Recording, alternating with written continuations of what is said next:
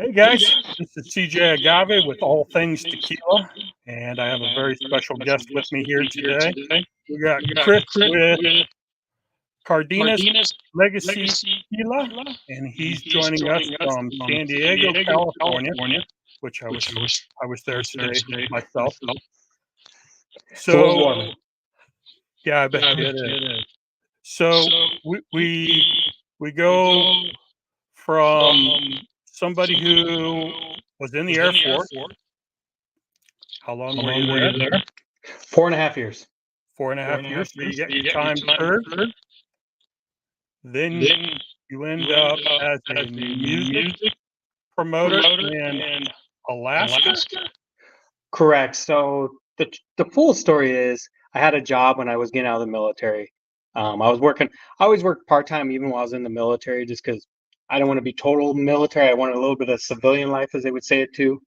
And so I did that. So I had a job when I was getting out of the military. Stayed up there, and then yeah, some people that I met were starting a record label up in Alaska, which is pretty darn remote and pretty kind of crazy.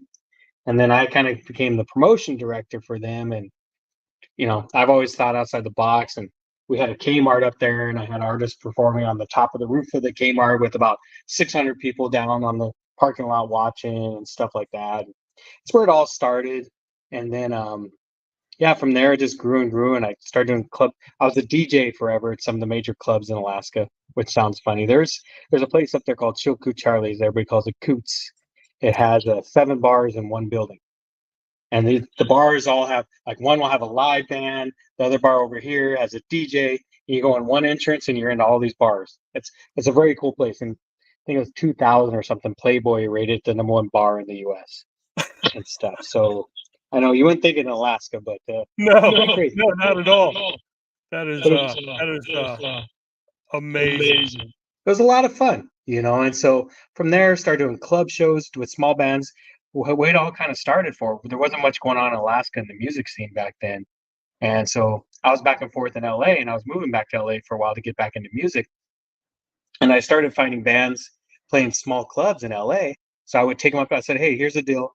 I can't pay you, but we're going to pay for your flight. We're going to give you a hotel, and we're going to pay for your food and everything. You go up there and do like 3 or 4 shows in a night or in a week, one per night. And by the time we did that, I took a band that got pretty well known called Sick Puppies, and they became very good friends of mine. I saw them playing in front of 30 people when they moved from Australia in front of LA. And for those people who don't know them, they're the guys that kind of started the free hugs thing, holding signs up with free hugs over in Australia. And they were going on. When I was booking to go to Alaska, their manager was specifically said, Chris, I need to make sure this is good to go because we're going on Oprah Winfrey next week. I'm like, oh, we're good to go. So we did it, took them up there. They played. By the 4th night, we had like 200, 250 people at the show, and nobody had ever heard of them before they went up there. And, then probably about, I think it was 6 years later, we did a show up there, and we had 2,700 people there at their show. So I just kind of started out very small, kind of like what I'm doing with tequila. I'm starting it small and letting it grow. And I met with, I won't go into everything because I'll ruin your whole probably guidelines here. But I'll tell you more about that later. But yeah, so I started in the music and just started going crazy from there. So the one band that I saw on your list was Fuel. Oh yeah, Awesome. I used to listen to them in the day. So Carl Bell, amazing guy, guitar player. So many people know Brett left the band. Well, a friend of mine from Alaska became their singer. And so when I found out my buddy was their singer, I'm like, we got to go to Alaska. So we did. We took them to venues that hold about 500 people and had a blast. It was the funniest part about them was we're in Fairbanks, Alaska. It was like negative 27 degrees outside. And they were 26 minutes late getting to stage because they kept making coffee, taking it outside and throwing it up, and it turns into powder. So they were 26 minutes late getting to stage because of that, but it was a blast. Some bad echo. Let me see if I can turn it down a little bit. I'm getting feedback here. I'm getting a lot of echo on my end. Let me try some. Sometimes I use a stand. I'm using it. It does that. Let me know if this sounds better.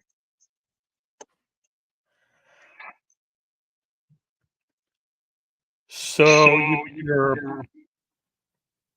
music promoter, Mm-hmm.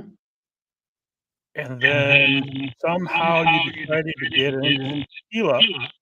And Cardenas Legacy Tequila is not really your first brand. No. So We'll the go ahead name and of my get music that company because was it's Anger part of the Management. story. Yeah, so my music company was called Anger Management. So what happened was in 2017, I put on a music festival in Alaska.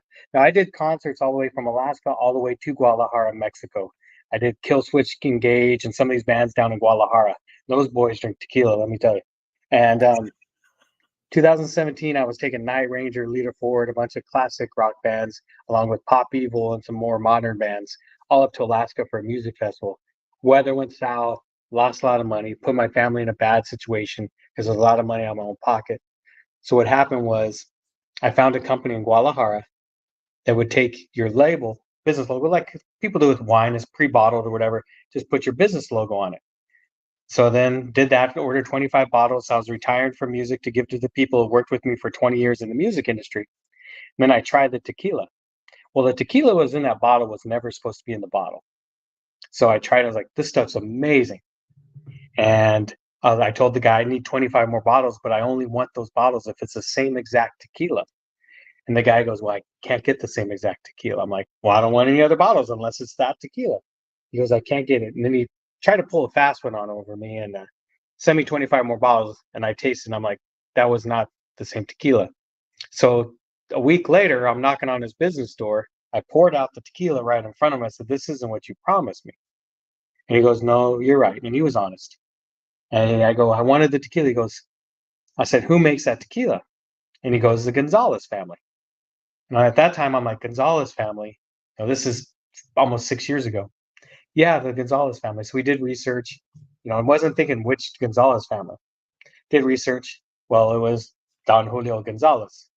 And we found out that the family had sold the brand to Diageo and everything. So we couldn't get a hold of them. Everything led us to Diageo. Well, my wife, her family's from Puerto Vallarta, did some research, found out a friend of hers married into the Gonzalez family. That's how we got our foot in the door. We made an appointment, went down and talked to him.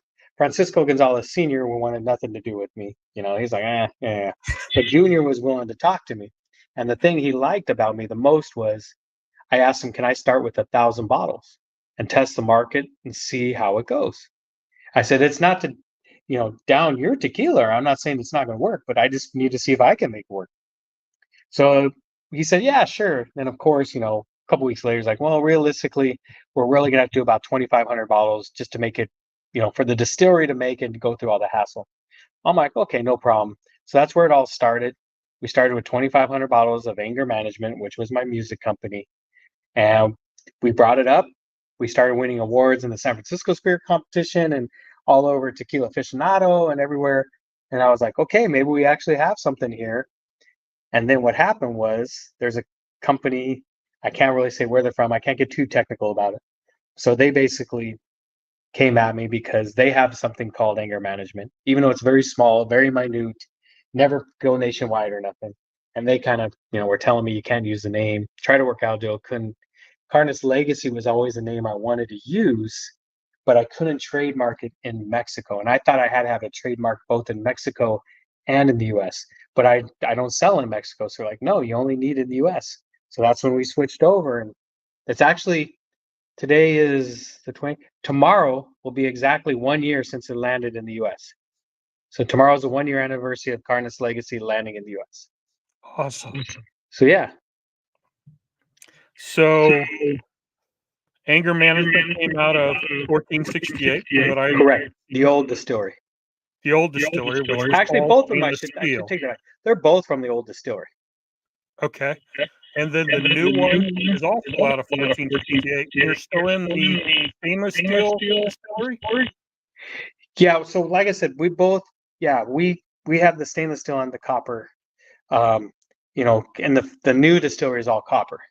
So Yes. so when our next batch we're doing in February will be all copper. Awesome. So you're moving over there with some of the more predominant brands that everybody knows, Lalo, Kenya, PM Spirits. PM Spirit, which is a phenomenal. Mm-hmm. Of course, you had your brand. So yeah, that's.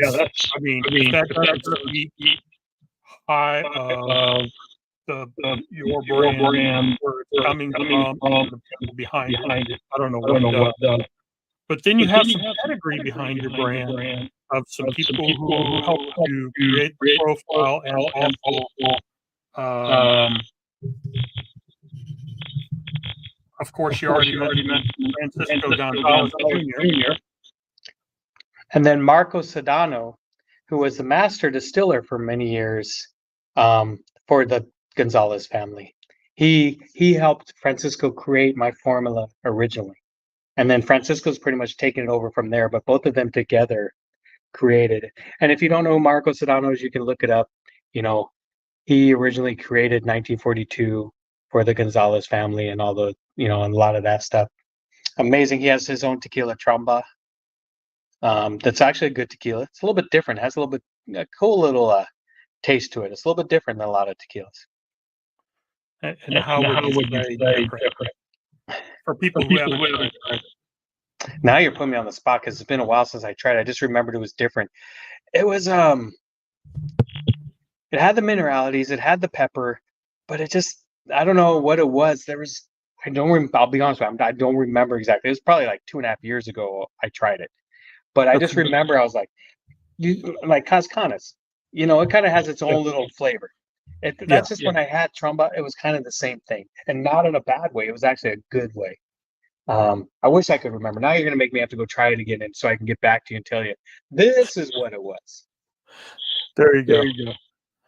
So your company is also veteran-owned and ran.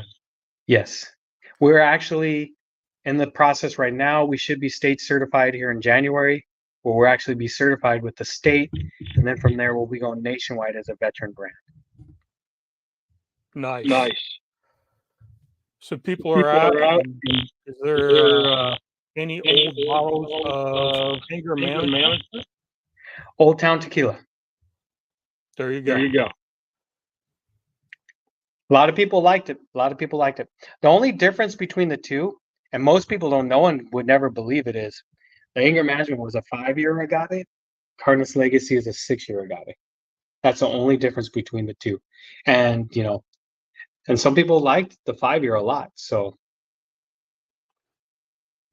because that's kind of the, the youngest you really want to get your agaves. Yeah. So you've been in the tequila industry since 2018? Technically, yes. That's when the journey started. And that was to move from Alaska to Mexico? No. So what happened was I'd already moved back to California after living in Puerto Vallarta for 3 years. So I was one of those guys out of college. I couldn't drink tequila for about 10 years because I drank the bad stuff. I drank as fast as I could, and everything. When I lived in Puerto Vallarta is when I learned about the culture of tequila and I learned about quality tequilas. So when I moved back to LA, I told my wife, I said, one day it'd be cool to own a tequila brand. And like I said, then all this happened by accident. I wasn't looking to start a tequila brand. I really wasn't. But I just tried that tequila and made the connections, and here we are. So what was your first tequila that you actually truly had and enjoyed that caused you to get into this? Well, it's very ironic. So in 1942, before the family sold it, was one of my favorite tequilas. It really was. I mean, that's why when I found out who was making the tequila that actually got put in that bottle. So the funny story about that is, so the guy that started the company doing the bottling and putting your own business logos on it is one of the cousins. He snuck out to the ranch and put that tequila in the bottles without anybody knowing. So it caused a little bit of turmoil in the family for a couple of days. So that's how you ended up with the amazing tequila that wasn't in the second set of bottles? No, my tequila is different than what was in there because it was Reserva de Gonzalez. You know, But and when you got that's a the whole different 25 thing. bottles for samples, yeah, Yep. big old switch through. Yep. So I know that a lot of people are wondering and hoping that there is a Neho coming down the line. I will be going down in a couple weeks. I've been trying to get down there. I just haven't been able to do it. I will be going down in January. It's been in the barrels. It just went over literally by a few days, over 2 years. And how long are you going to let that last? I want to get it out of there. I want it to be a 2-year Añejo. 2-year Añejo? Yeah. And have you sampled and give us any hints on some of the notes that we should expect out of it? Not since it hit the year mark. You know what? The reason why, I'll tell you why, because I'm going down for a 2-year. If I'm not happy with it, we'll let it age a little bit more or whatever. Francisco's never led me astray. You know, with the anger management, the Neho came out very well. There was a little goof up with that the distillery did, but it came out fine.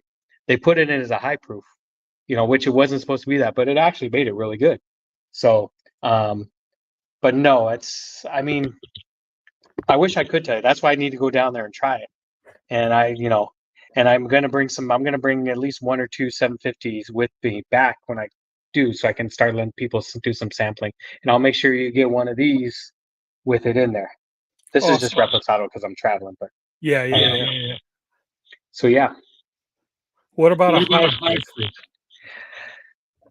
That is in the works. There's a lot of stuff in the works right now. I do want to do a high proof. It's getting more popular, but it's still a very small niche for people. You know, that's why you see a lot of the guys doing 1,000, 2,000 bottles, stuff like that. But I do want to do it because people have had my high proof, you know, when I've taken it just straight.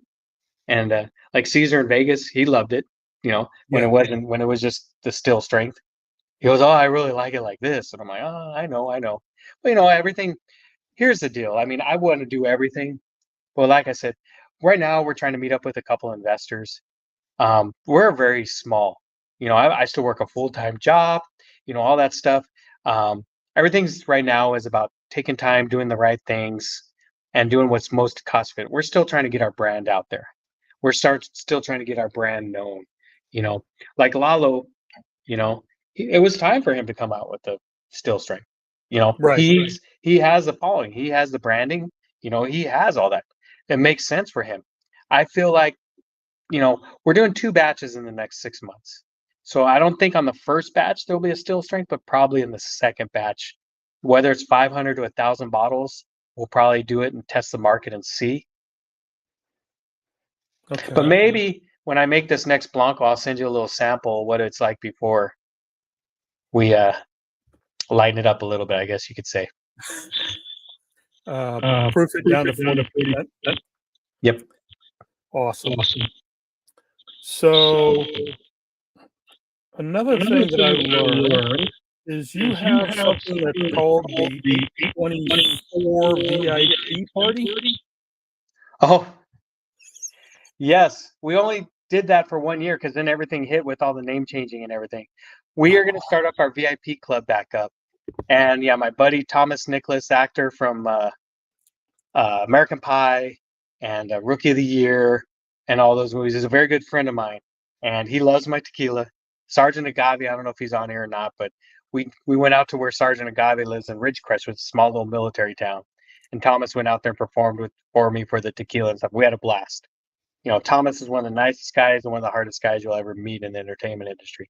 He acts and he does music both. So yeah, so we had about 50 members of our VIP, and what they got was a little bit of a discount. They got shirts, glasses. You know, there's a whole little package that came with the VIP. And it's funny you say that because I've had a few people asking here recently, "Are you bringing the VIP back?" But that was an anger management VIP, and now that with Cardenas, we just haven't been able to. We've been a little bit behind the curveball a little bit ever since launching Cardenas Legacy, to be honest with you, because there was when I was switching everything over, we still have to pay all these bills that were still there that we have to pay monthly and all that stuff. So it put us a little bit behind. And now we're just getting to the point where we're starting to really get ahead again and stuff. And I'll be honest with you, batch number 1 Blanco, 15 cases left. Wow. Besides what's in stores in the warehouse, I think we have 15 cases left. So it's going to be, we're going to be running out of it here soon. Yeah, I see it right back there. And I don't remember which one. How do you tell? The blue and the agave. Is it blue or red? It's blue. Yeah, that's a Blanco. And is it first batch still? What's that? It's first batch? Yeah. All the Cardenas Legacy's first batch. And how about the repo? Where are you at on that? Oh, we're set on that. I did that on purpose because repo, we aged that for 8 months. It's easier to make Blanco and turn it around than it is the Reposado. So we're still a couple thousand bottles of Reposado, but we're selling it. I mean, we've sold to our local Total Wine. We just did 15 cases this last week. Amazing. Yeah. And that's, the fun thing for me is it's hard work. Yes. I don't mind going out there and talking tequila. And there's so many good tequilas on the market right now. And I would say the social platforms and a lot of the influencers, a lot of these are growing at a rapid pace that, I mean, who could ever expect the demand that you guys are getting almost on first or second round of production? Oh, absolutely. Tequila's hot. I mean, it really is. Say what you want. The celebrity tequilas, what you want about them. It's brought people to tequila. It really has. Now, teaching people about good tequila and stuff like that, that's a whole nother story. But it is, and I tell people all the time, and it's funny. You can ask the store managers at the local Total Wine I'm always at. I sell other tequilas too. Other brands, I sell a lot of Lalo because I just want people drinking good tequila.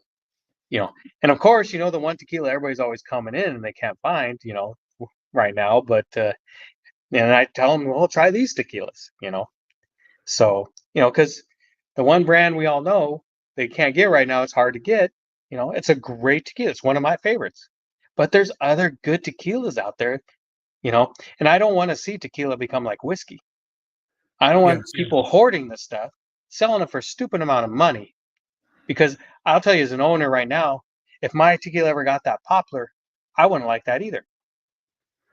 Yeah, you get online and you start looking at some of these other groups, and you see people with cases upon cases hoarding it and then selling it for sometimes double, if not triple, what market value is. And it makes it really tough. I mean, I got a few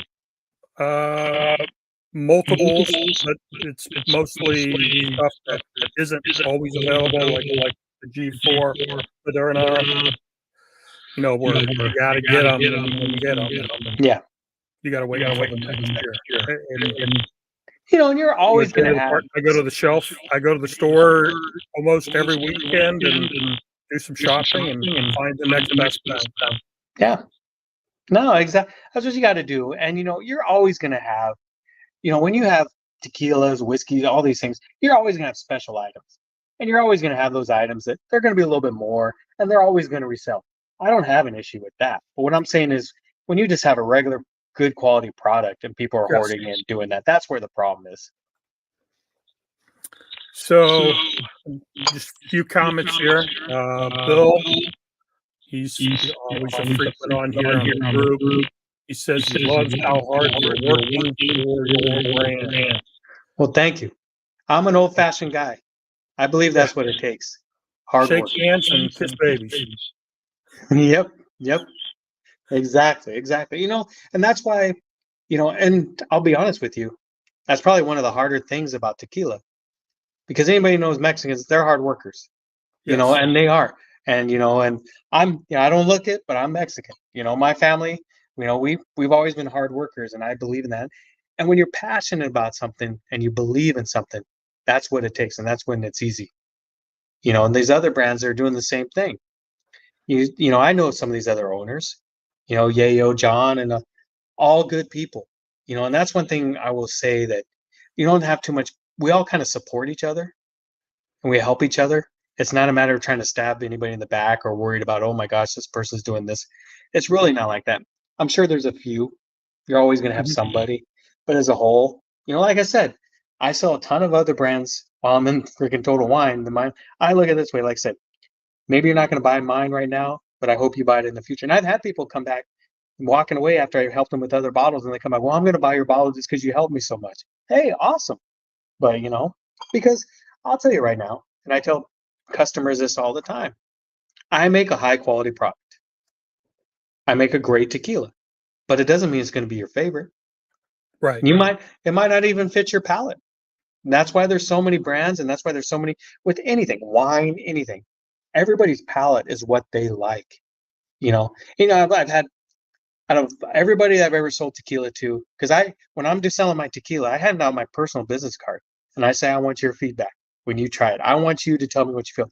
And out of the thousands, 100 to 1,000 bottles we've sold or whatever, I think maybe 3 people were really kind of negative. And I tell them, oh, did you let it breathe? Did you let it, kind of get some air in it? Did you let it open up? And but once again, you're not going to win over everybody. But I can tell you right now, a majority of the people really do enjoy my tequila, and that's what I'm happy about. Yeah, I mean, you're not going to please everybody every time. Nope. It's And tough. And, there's those I top quality listened to brands. There's a another couple brands that podcast I'm not you big did fans of. with Mike, and how you got down on yourself, and somebody that you looked up to kind of kneecapped you, and you were down on yourself, and you started questioning if you were in the right business, and so forth. And I get that, even when I'm posting things, or I may say something about a brand that I truly enjoy, and somebody comes back with something negative, and says, man, am I doing the right thing? So it's tough. You're not going to please everybody, with the amount of people that are out there and so vocal. Mm-hmm. Yeah, I understand it gets tough sometimes. You just No, got to put thick skin on, and that's what I was just gonna say. You just gotta let that skin grow. Let it get thick. So let me see. There was another comment in here. A lot of great tequilas. A lot of people drinking your Repo tonight. Awesome, thank you. We do Repo does need to open for sure. So do you see yourself just staying with the one brand, or do you think you might be coming out with another brand? No. To back up your anger management, or No, I'll be just doing this brand.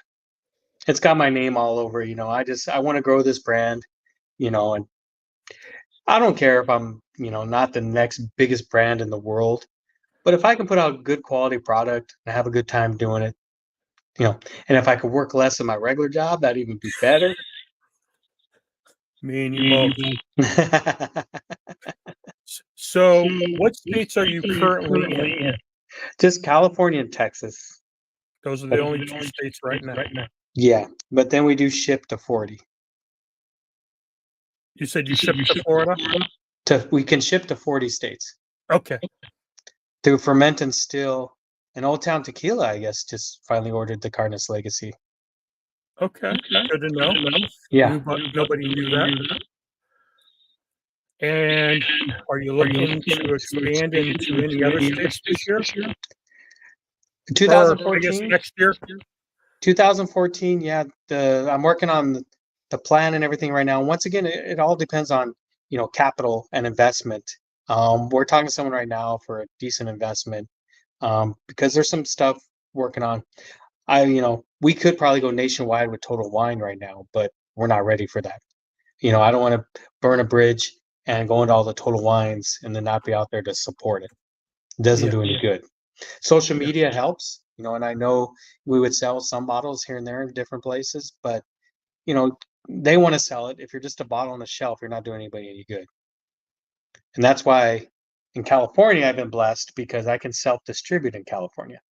So I can go to the places myself, make the deals and do all that stuff and all that stuff. I'm building that. So eventually I'll need a distributor in California. I don't want to be the distributor, all the time. But right now, until I can build the brand, it makes it better. So I'll have that strength. Right. And that's always tough, especially when you're in a saturated market. Mm-hmm. And there's a lot of people in California.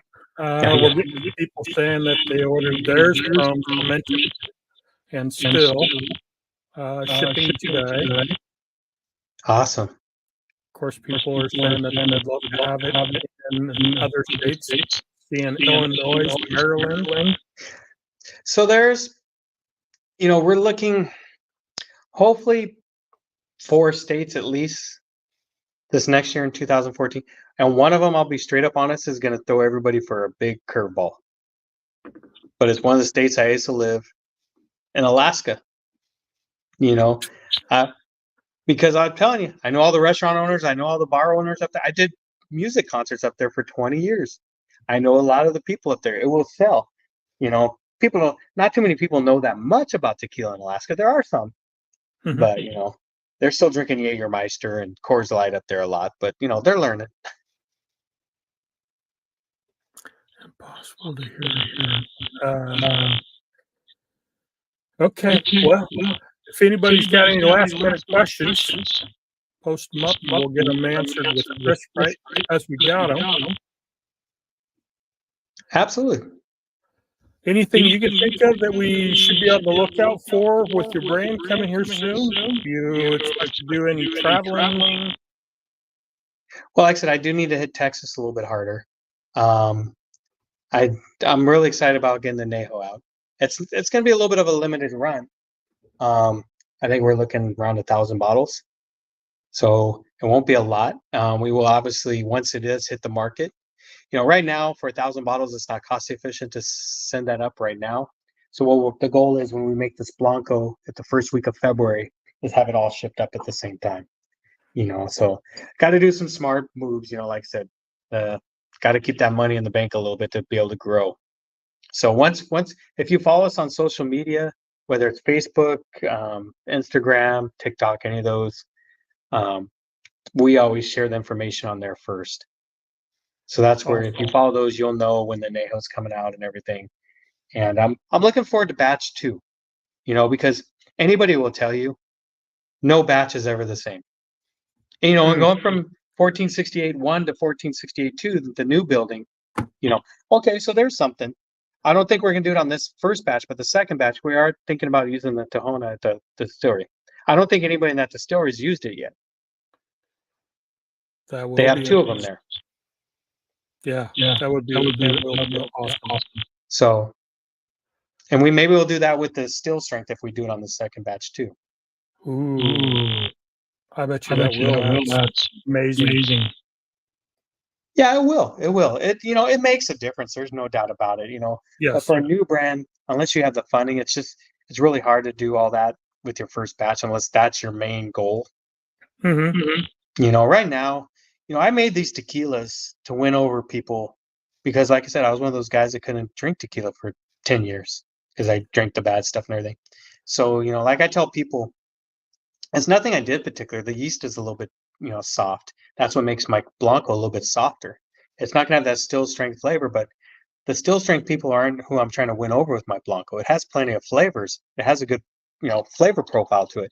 But I want people that my goal with that Blanco was to win over people that don't think Blanco's for sipping. Yes. And that is a tough one. Yeah. The way I've gotten some of my friends over from the bourbon world to the tequila world is by starting them out with some of the Anejos and Rapos, where they get some of that barrel note to it. But then I can't get them out of it. Yeah. Everybody's different. Everybody takes time. But I love it when I'm doing tastings. I love when I'm doing tasting. The girl, I remember this one girl at this one Mexican restaurant was doing a tasting. Oh, I can't sip Blanco tequila. I can't do it. I can't do it. I said, if you follow these steps, I just want you to try. I'm not saying you ever have to do it again. So I told her that first little sip is going to kick your ass. But I said, don't worry about that.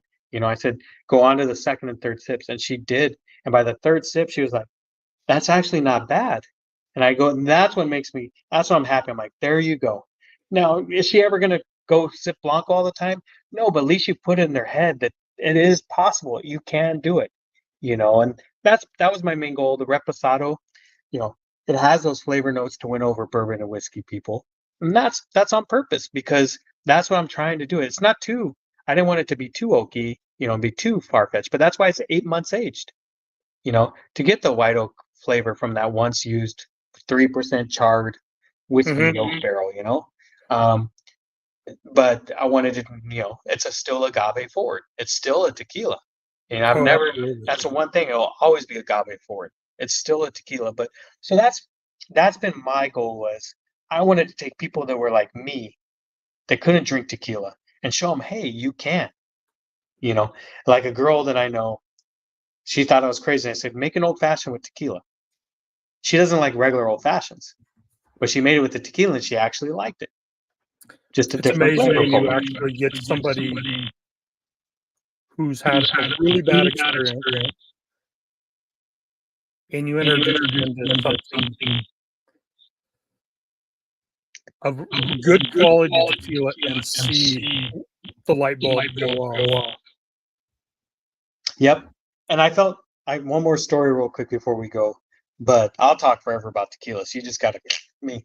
Okay. But so it was a restaurant in Sacramento, and I was teaching some girls about tequila, and I was sitting at the bar with them and talking, and the manager overheard me, and I was talking about diffusers. I said, you don't want these tequilas because the diffuser, they use chemicals. You just want to stay away from that. And he mentioned a certain brand. He goes, this is one of my favorites, though. And I'm like, well, teach your own, but I won't drink it. I said, but if that's what you like, that's what you like. So we started talking. So, and I'll throw his name out there. I have no problem with it.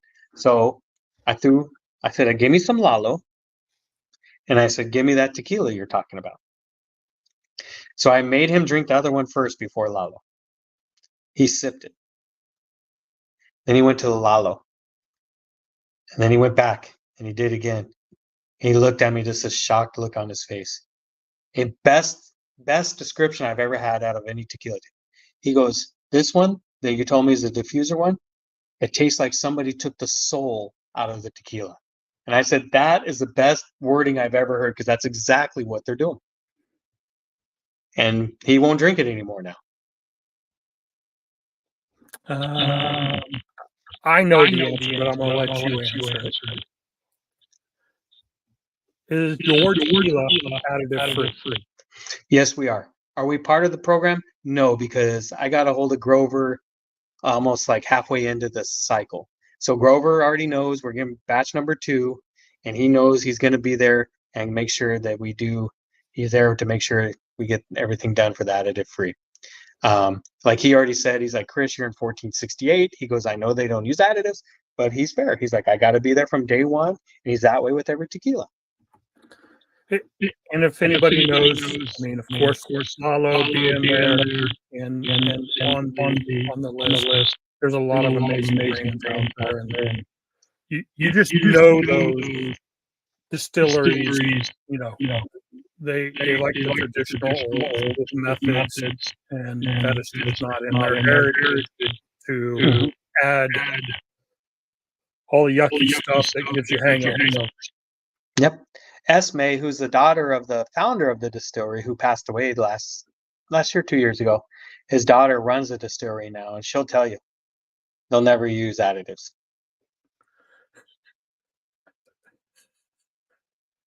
Bill says, well, he just accidentally ordered a repo, so it's going to be a long night. He's thank you for that. He's on here quite frequently. Well, thank you for that. If you guys ever want to reach out to me, CJ knows, just reach out through social media. I handle all the social media. I answer usually pretty quick. So here's a good question I bet you haven't had yet. So, being a veteran, most are exposed to whiskeys and bourbons.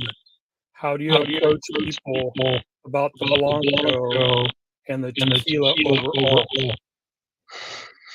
So to try to get them to maybe to try Blanco coming from bourbon and whiskey, I would do Yeah, exactly like you said. I would start them. I always will. If somebody tells me they're a bourbon whiskey person, I always take them right to the repo and start them that way and try to ease them to the Blanco. Now, because like I said, we said earlier, everybody's palate is set, a lot of times in their own ways. And I'll admit, I went to an AmVets, or I'm sorry, VFW. All them old geezers in there trying to convince them to drink tequila, you know. And like I said, they're drinking their Coors Light and their Jack Daniels, and then here, well, just give me that Jose Cuervo, I'll be fine, yeah. and stuff like that. Teach their own. It's fun. I love it. I love talking to veterans. But what I would do is I would do the reposado and try to get them that way. And then maybe a little bit down the road, try to get them to try the Blanco. Like CJ, you said, most people, that's the kind of the route they go. Then some people, once you get them on Blancos, they don't go back up. No, it's been a journey for me, and I've always been a tequila drinker, Mhm. and of course I'm not ashamed to admit. I mean, I started out with Patron, and I thought that was the best for many years. Yeah. And it's got its long-standing heritage, and for the longest time it was. I mean, then a friend of mine got me drinking some darker stuff, and it was quite the experience. And then it's like, oh man, I just gotta get more of this. So I just kept on ordering all these anejos and extra anejos, and I was hooked. But then there was something that switched, and I just went all the way back down to repos and blancos. That's kind of where I'm at now. I'm more of, people used to laugh at me before I started my brand and I had it in the States and stuff when it was still being done down in Mexico. I would go to, the tequila festivals and they would give us tickets and you get so many tickets to go try whatever tequila you want. And people are like, why are you wasting your tickets on Blancos? There's extra anejos here. There's this. I said, because it all starts right here. If this Yeah. isn't good, if your Blanco's not good, none of that's going to be good. Now, it doesn't mean it's going to be your favorite Blanco, whatever, but if you know it's a good quality Blanco, it's going to make a better Reposado and a better Anejo. And if you try my Blanco to the Reposado, that Blanco made that Reposado. Yes. You do, because you do have some brands out there, they go buy their Blanco here, go buy their Reposado here, go buy the Anejo here. So, hey, that's fine. But, one thing I wanted to do is everything traditionally. Wanted to make my Blanco with an agent, do it the old school way. I didn't want to go in and buy anybody else's formula. The way this all started with Francisco that one time, I went down there. He gave me about 6 to 8 different tequilas. He told me to tell him what I liked and disliked about each one of them and what my goal was with the tequila. And that's how we came up with my formula. That reminds me, I saw a question. What kind of barrels were used on the repo?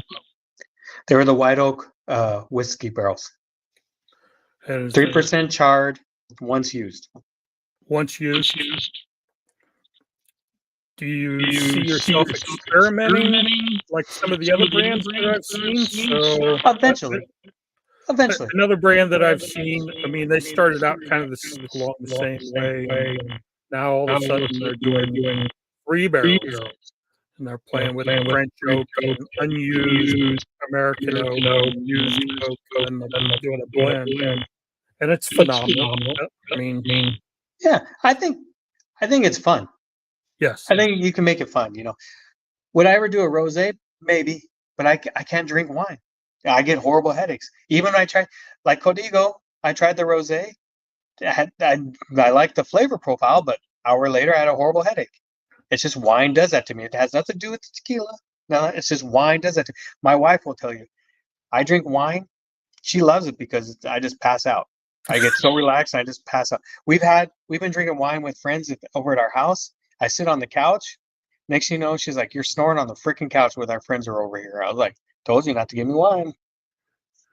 It relaxes me. Somebody's saying, just no Cristalino, please. No, I think I'm not even going to say my true expression there, but I see no reason to age something than take everything out of it. I agree 100%. Uh, I think it was a marketing ploy. It is, and it's gotten more popular. People like it. It is, like I said, teach their own.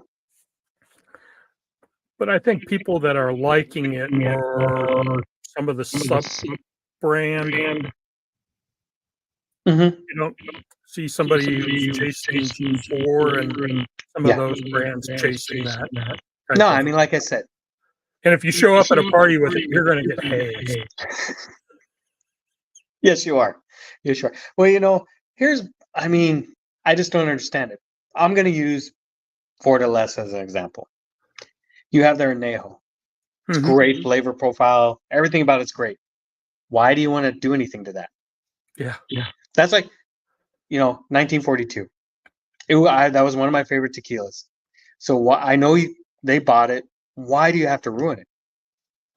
Why do you have to make it sweeter and sugar? I mean, because that's what the gringos like. I mean, it is the average gringo. I mean, that's why Jenner is still selling tequila because it tastes like a cupcake, and stuff. But teach their own. Drink what you want. I'll admit, when I see someone grabbing like 818 or something in the store, I kind of just go, A little part of your heart just stops for a minute. "Yep." And I just want to say, no. But you gotta let people be who they are. Now if they ask me something, I'll be like, okay. Now you open the door. That's like I was in Old Town a few weeks ago, and these ladies were looking for a Christmas gift for like the work party. They were looking, of course, at añejos, at extra añejos, the beautiful bottles, da da da. And the guy, I just overheard him, and he goes, "No, no, you don't buy Blanco. Blanco's only for shots and for margaritas." And I was biting my tongue. I'm standing there, I'm looking because I like to wander and look what and stuff. And then he just kept going on and no, you want this añejo, an extra añejo. And I'm just in my head, I'm like, oh yeah, there's a cupcake, there's a birthday cake, and there's this. But he's pointing all these out. But once again, teach your own. But then the one girl said something. Oh, what about this Blanco? And I don't remember what it was, but it wasn't a bad brand.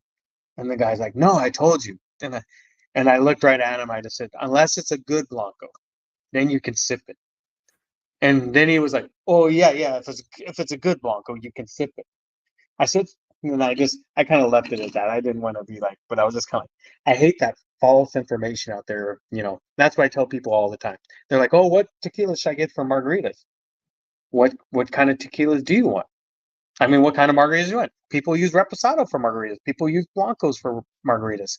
And I'm a firm believer. I use, lime, agave, and tequila. That's all. I keep it simple. I will use fresh fruit. There's a guy, actually, he's a Cardenas. It's kind of funny. I met him. They own a fruit company. Like they have farms, hundreds of acres of farms and stuff. And they have a big fruit stand and stuff. And I used to go there before I knew he was a Cardenas. We found each other because of the tequila. And I will go buy fruit and I'll use fresh fruit, just put in there, and I'll do that. I'll blend it sometimes for my wife or whatever, but everything's natural. I try to keep everything as natural as possible. Do we experiment sometimes with other things? Yeah, but as long as you're keeping the sugars out of the drinks, you're fine. Yes, most definitely. That's when the bad stuff starts happening. Yep, and that's where tequila gets a bad name. Yes, absolutely. Now that's another thing is I tell people, oh, it makes me crazy. I said, no, it doesn't make you crazy. I said, there's two things.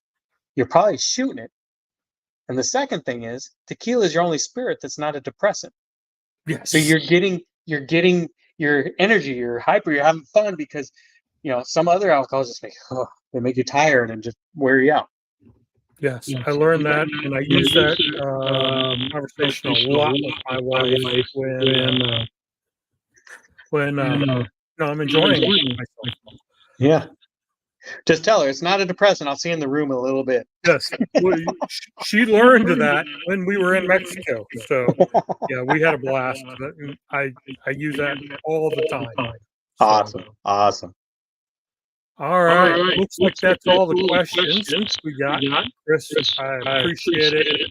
Anytime. I look forward to trying everything you got coming down the pipe. I love what you got. I love what you stand for. And I wish you the absolute best in business. That way you can hopefully quit your other job. Yeah, I'm with you 100%. And I'll admit, and or not admit, but coming in January, we have a couple big announcements of a couple things we're going to be doing with the tequila for some good causes and stuff. And one's real true to my heart, and the other one's, both of them are true to my heart. And so, and I think we'll be announcing that probably first or second week of January. And what will happening is part of our proceeds of every bottle sold will be going to two different foundations to help with these foundations and stuff. Because I'm a firm believer you got to give back to. We do a lot in our local community, but yeah. So there's a couple things coming up. We got to get all the I's dotted and cross all the T's and make sure everything's in place and stuff. But so it won't matter where you buy a bottle, wherever you buy a bottle, part of the proceeds will go to these two foundations. So yeah, it'll be a good way to start off the year. I look forward to hearing who they are. Yeah, absolutely. All right. Well, if you want to hang in there with 2 seconds, we'll go ahead and kill this session. Again, thank you everybody who joined in. Thank you. Yes, and for those that ordered, thank you very much. All righty. We'll see you guys.